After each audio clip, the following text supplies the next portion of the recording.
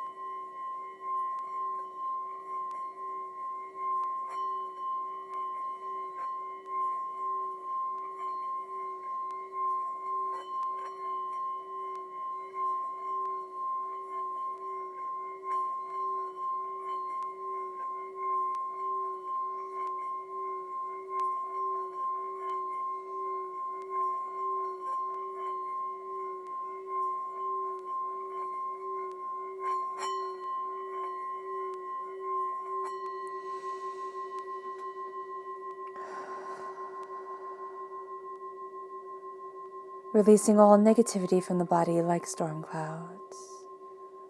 Letting yourself feel calm, centered, and at peace as we enter into this safe and loving space. All right. Let's let the bowl sing as we see what the tarot has to say.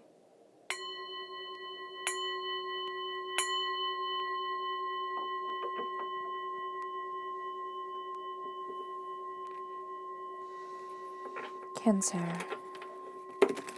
Love and relationships. Cancer. Love and relationships. Cancer. Love and relationships. Cancer.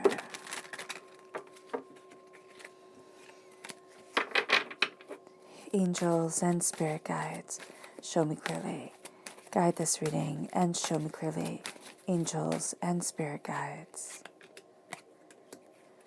Angels and spirit guides, show me clearly. Guide this reading and show me clearly. Angels and spirit guides. Angels and spirit guides, show me clearly. Guide this reading and show me clearly. Angels and spirit guides, show me clearly. Guide this reading and show me clearly. Angels and spirit guides, show me clearly. Guide this reading. Fantastic. Now let's do your chakra. Let's see what your chakra energy is for this time. Cancer, love and relationships. Cancer, love and relationships. Cancer, love and relationships. Cancer. Angels and spirit guides, show me clearly. Guide this reading and show me clearly. Angels and spirit guides. Angels. Oh, those two. Okay, fantastic. Now, this is not your ordinary love reading. So this is Spirit's conversation, channeled through me, of course, to a way to develop and to bring forward the love and connection, the love and relationships and connections that we want within our lives, and how to move forward in love. And this reading isn't dated because Spirit made it abundantly clear that they did not want dates on the reading, because whenever you come across it is the exact right time for you to hear it. And it doesn't matter when it was done. It matters when it is here, when it is heard. Okay. So we're starting here with play, the heart chakra. And then we're moving forward to dreams. This is the third eye chakra. So play and dreams. We have the 10 of Pentacles, prosperity that lasts for generations. We have the 9 of Wands. We have the 5 of Wands and the 3 of Pentacles. The Queen of Swords, air sign energy, Gemini, Libra, Aquarius, and the Lovers, which is Gemini energy. Time frame May 21st to June 20th. It's very interesting that you have love shining through so emphatically here. The duality of love, the comprehension of the two sides, the two paths forward. Then we have the 2 of Cups, the minor arcana Lovers card, and the 7 of Swords. So very, very interesting, very intense. Let's start off with your chakra energy. So we're starting here with play. There is a need to connect with the joy and with the prosperity and with the heart in and of itself, to let ourselves become more childlike in the way that we just embrace play, the way that we can laugh, the way that we can, smile and have joy within our lives. So much has become so serious and so intense and so overwhelming. It is time to connect with our hearts and to embrace our souls. And this is through play. This is through, just sitting and laughing. And if you need to, it's like, do laughing meditation, which sounds absolutely absurd. When I heard of it, I was like, what? That's crazy. But it's just sitting there and letting yourself laugh, letting yourself just open up and laugh like you did when you were little, just for no reason and because it felt amazing. This is charging our hearts. We talk about superfoods and we talk about, everything that's needed to charge our bodies. We don't talk about charging our hearts in love, in relationships, in, the life that we want. Charging our hearts is so important. It can also be doing the Wim Hof, breathing exercise where you charge your breath and you embrace your body in such a way that it becomes exhilarating. So it's opening up our hearts to new ways forward, to new joys that are old truths. And it brings us then to dreams. It brings us to the third eye chakra. Now, divinity will be talking to us in our dreams during this time. And it can be hard to interpret our dreams. It can be hard to really understand. But there's going to be this underlying message that you wake up with, this underlying desire that pulls you forward. This is the calling of your dreams. This is the calling of your heart. And so during this time, this is an embracing of how we are moving forward, where we want to be. This is Spirit talking to us when our minds aren't so busy that we don't hear. And so be open to your dreams. Be open also to the times where you daydream, where you just let your mind wander and embrace your truth. See what is being told to you. See how you interpret it. See how you meditate upon it. See how you sit in that knowledge, and then, how it grows within your life. Because there's a sense of profound prosperity coming forward. There is this being of success and wealth that lasts for generations. And as we are opening our hearts and our souls and our powers to this, there is a sense here of what is it that I truly value as prosperous within life? What is it that I truly want within my existence, within my abundance, within my soul? And this feeds us. This is also, what have we inherited? Good, bad, or indifferent? What knowledge was bestowed upon us that maybe we didn't ask for, but we learned anyway. This is the wealth of understanding. This is the power of self-uncertainty. This is the looking at things so differently than we have before and coming to conclusions that bring forward a wealth of knowledge, a wealth of self. And so here, what's so interesting is, yes, it can be past relationships. Yes, it can be, just having this prosperity come forward, this joy. But there's a sense here of really looking at how you bring forward value into the world and how you're shaping yourself, because you're not listening to everybody else, which, I love. The 9 of Wands is this sense of, this is my truth. This is who I am. world, say what you want. You will anyway. But I get to stand in my truth, in my understanding, in my being, in my awareness, in myself. And the Nine of Wands is this sense of I've been through the battles. In relationships, hopefully, we're lucky enough never to be scarred, never to be hurt. But that's not the case. Life comes with a lot of scars that impact us in relationships in ways that we think are odd, that have nothing to do with relationships, but maybe everything to do with trust and the opening up of the self and the connecting with the soul. And so here, during this time, I love the Carezza method, which is the art of caressing. It's non-orgasmic sex, which is so different than what our world tells us we need.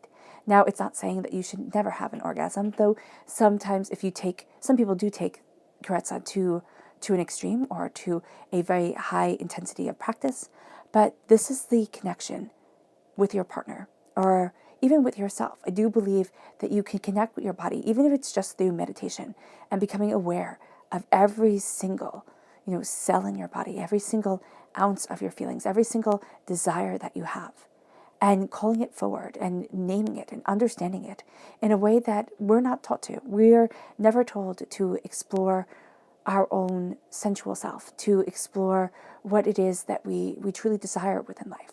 We're never told to do this alone, let alone with a partner. We see what love is supposed to be, and it's always supposed to be that erotic, passionate, crescendo of coming together.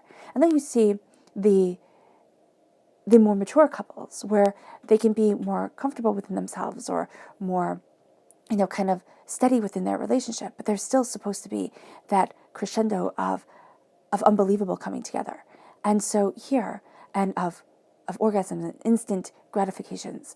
And so here there is a sense of stepping back and saying, but what is it that I desire long term? How is it that I build myself forward in a way that is secure, that is stable, that is, based in sensual understanding, respect, and beauty.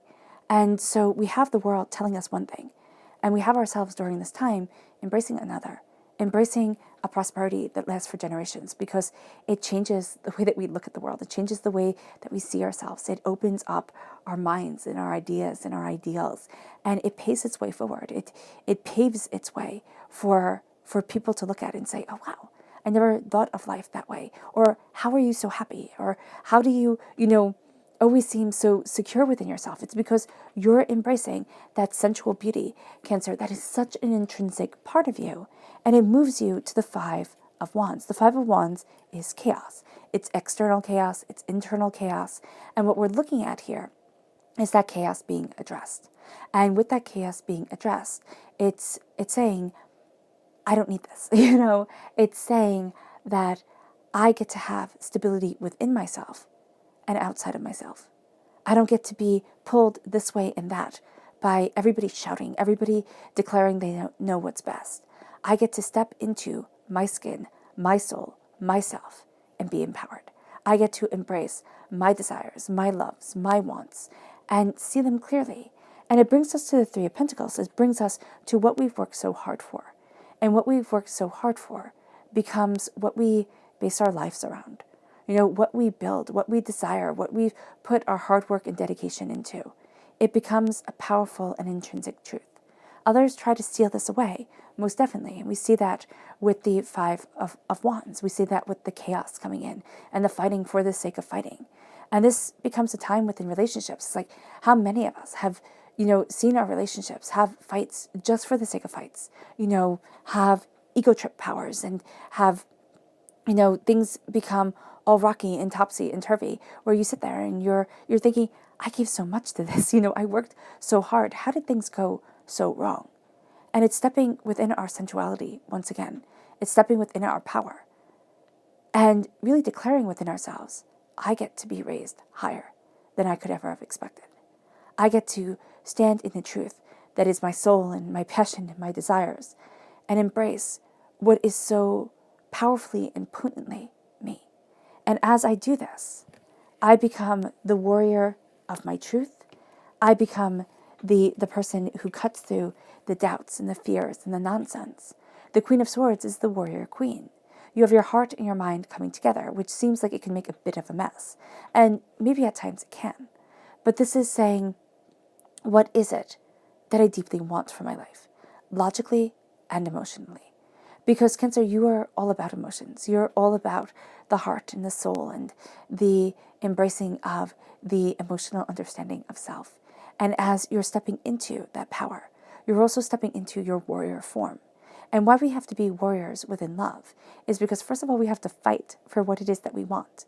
Not arguing, not, sitting and just declaring and expecting people to fall at our feet, like royalty. But it's saying, this is what I want from my life. And this is what I get to have out of mutual respect. Because if we look at relationships, so many relationships, they have a imbalance of power. One person has more power than the other. And this is saying here, you don't get to have more power over my life than I have over my own. This is saying I cut through the chaos that holds me back. I cut through so much of the lies and the deceits that I gave into from the world. And I embrace what I need. I embrace a connection. I embrace a power with myself.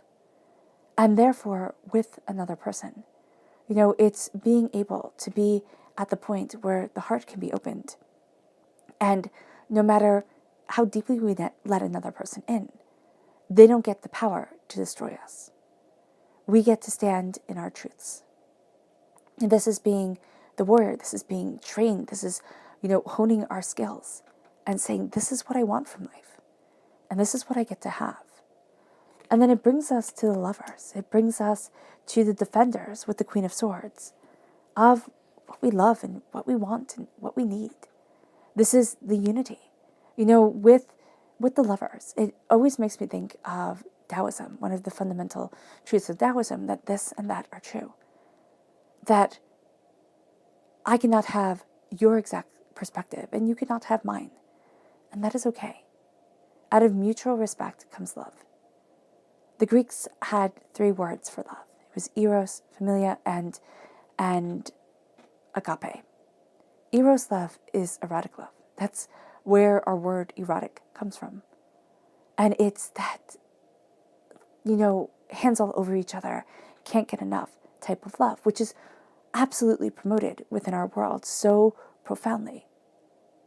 But we don't look at the familiar love, the building of a family, that love that comes from the fact that you've watched the person become more. You've connected with them in one way or another. You've seen their dreams and their hopes, and you've seen their despairs and their sorrows, and you've made a new generation with them, or you've, built dreams and desires with them. We don't focus on that. And that's a powerful love that shapes the world. And then agape love. Well, that's the love that Christ had. When he died on the cross, he died for agape love, for the fact that I love you so much, I'll die for you.